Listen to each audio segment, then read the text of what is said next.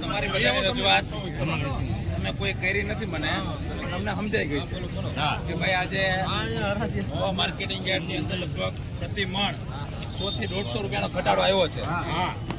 આપ સૌ જાણો છો, અગાઉ 25 લાખ થેલા લાલ કાંદા અને સફેદ કાંદા આ યાર્ડની અંદર વેચાણી, સમગ્ર સૌરાષ્ટ્રના અલગ અલગ યાર્ડમાં વેચાણી, ગુજરાતના યાર્ડમાં વેચાણી અને ભારતના યાર્ડમાં વેચાણી.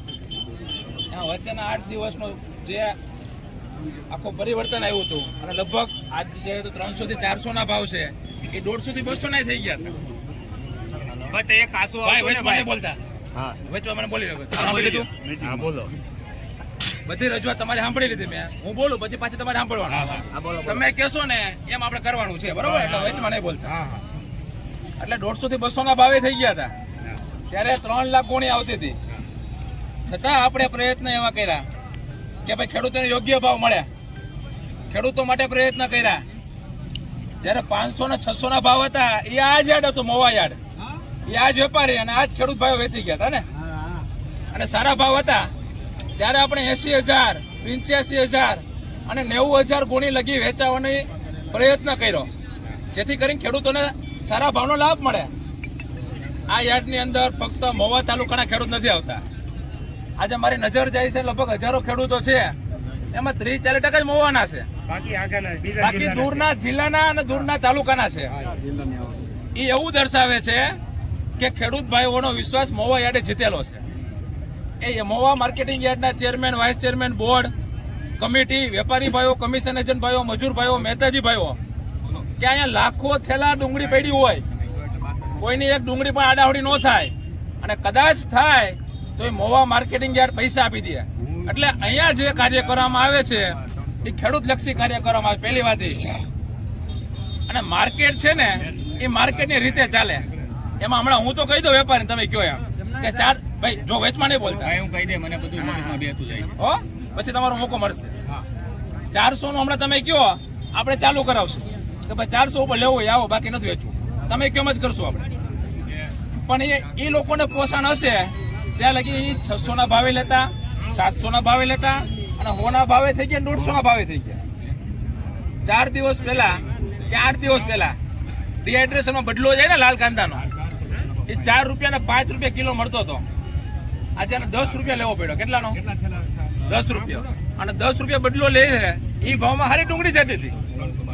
એટલે માર્કેટ જે છે એ ડિમાન્ડ ને સપ્લાય ઉપર રહેલું છે. ઉપરના માર્કેટ હોય, અહીંયાથી મોકલતા હોય માલ. આપણે હું જાણું છું ખેડૂત ભાઈઓને 70 મણ કે 80 મણના ઉતારા આવ્યા, કે વધીને 100 મણના જ આવ્યા છે. અત્યારે 400 આવે ને તો આપણે ઘરમાં જ પડે, પૈસા કઈ થાય નહીં, આપણે ખબર જ છે. પણ આ સ્થિતિ એવી છે કે ઘાવરિયું ડુંગળી છે, અને ઘાવરિયું ડુંગળી છે એ આપણે હંગરી ન હોગી, આપણે વેચવી જ પડે. આ જયારે વધારે આવક થઈ ને ત્યારે અમને એમ થયું કે ઘાવરિયું ડુંગળી એટલી બધી આવી ક્યાંથી? પણ અલગ અલગ વિસ્તારમાંથી આવી, અલગ અલગ જગ્યાએથી આવી. શું કામે? કે બીજા યાર્ડમાં ઓછી વેચાતી હતી, અહીંયા વધારે વેચાતી હતી અને સારા ભાવો મળતા હતા. એટલે ઘણા ખેડૂત ભાઈઓએ 30% સારો માલ આવે ને એને યારે 70% કાચો માલ પણ આવ્યો. એટલે એક સાથે વધારે પ્રવાહ થયો, વચમાં ભાવ ઘટ્યા હતા. પાછું જયારે માર્કેટ ઘટ્યું ને ત્યારે યાર્ડ ખેડૂત હતા, એ તમને ઉદાહરણ આપું છું, પછી તમારે જેમ કરવું હોય કે 80,000 વેચતા હતા ને અમે 40,000 કરી નાખી. કેટલી? 40,000. અને 150 થી 200 ના ભાવમાં વેચાતી હતી. એ દિવસે હું મંતવ્ય ચેનલમાં મહામંથનમાં આવ્યો હતો અને ખેડૂત ભાઈઓને કીધું હતું કે તમે મર્યાદામાં લાવો, ઉપર ડિમાન્ડ સારામાં સારી છે. જો મર્યાદામાં લાવશો તો આગામી દિવસોમાં 400-500 ના ભાવ થાય, એ 600 લગીના ભાવ થયા હોતે. પરંતુ છેલ્લા 3 દિવસ થયા 65,000-70,000 ગુણી જે વધારે આવક થઈ, એ આપણે એક દિવસની પેન્ડિંગ છે. છતાં આપણે આજે વધારે વેચવા એના પ્રયત્ન કરતા હતા. એમને હિસાબે લગભગ આ વાડીનો રાઉન્ડ પૂરો થવા આવ્યો છે અને આગળ આપણે હરાજી હલાવશું એટલે લગભગ 4-5 લાઈન બપોર લગીમાં પતી જાય. અને આ વાડી આખી કઈ રીતે પ્રયત્ન કરીએ છીએ. જે ભાવ છે એ આજે લગભગ તમે જાણો છો 350 થી 450 કે 550 લગીના ભાવ છે. 100 થી 150 રૂપિયાનો ઘટાડો આવ્યો એ સ્વીકારવો પડે. ખેડૂતને ઘટાડો આવ્યો, અને જે વેપારીએ કાલ માલ લીધો ને એને કાલના 50 વધારે લીધો હોય ને 150 આવી જાય, એને 200 નો ઘટાડો આવ્યો. અને હજી એને ગાડી પહોંચશે ને તો શું થાય ખબર નહીં. નુકસાન છે એ સ્વાભાવિક છે, વેપારીઓને છે, ખેડૂતોને છે, બધાને નુકસાન છે. આપણે તો એવું જ ધારીએ કે 500 મળવા જોઈએ, પણ આપણે કઈ એમ માર્કેટ થતું હોતું નથી. આ ડુંગળી સાંભળો આ ડુંગળી માલ ટકે એવી સ્થિતિ નથી. તમે બધા કહેતા હોય તો આપણે છાપામાં અને ટીવીમાં અને સોશિયલ મીડિયાના માધ્યમથી આપણે આપી દઈએ કે નવી જાહેરાત ન થાય ત્યાં સુધી કોઈએ લાલ કાંદા લાવી નહીં.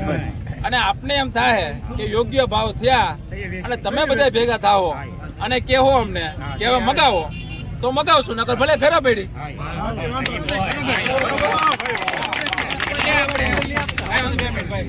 આપણે પેલો નિર્ણય અત્યારે એ કરીએ છીએ કે નવી જાહેરાત ન થાય ત્યાં સુધી ત્યાં સુધી લાલ કાંદા કોઈએ મહુવા યાર્ડમાં લાવવાની નથી. આ પેલો નિર્ણય. હવે જે મેન નિર્ણય છે એ આજે 65,000 ગુણી ડુંગળી સારી અને કાલની પડતર 60,000 ડુંગળી, 1,25,000 ડુંગળી અહીંયા પડી હતી. એમાંથી લગભગ 20,000 કે 25,000 ડુંગળી અત્યારે લગી વેચાઈ ગઈ છે. હવે 1 લાખ થેલા પડ્યા છે. કેટલા થેલા પડ્યા છે? 1 લાખ. એમના માટે કાલ સાંજ સુધીનો આપણે સમય જરૂર પડે. અત્યારે વેચવાનું ચાલુ કરીએ તો કાલ સાંજે હરાજી પૂરી થાય. અને અત્યારે આપણે આ નિર્ણય કર્યો કે નવી જાહેરાત ન થાય ત્યાં સુધી માલ લેવામાં આવશે નહીં.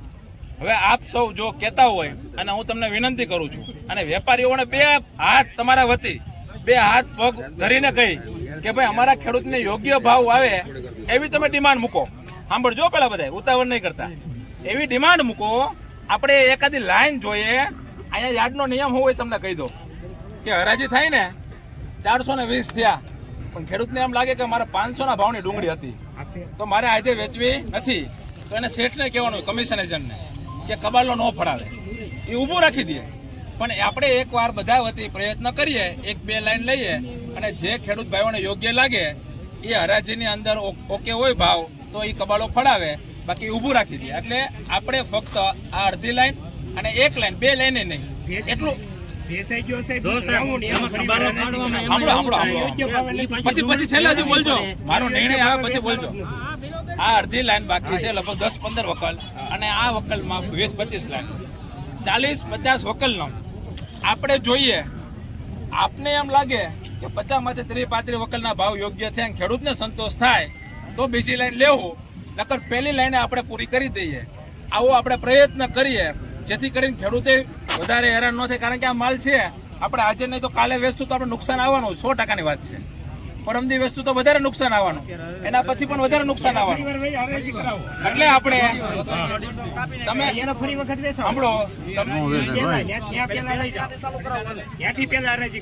તમે એટલે જો તમે બધા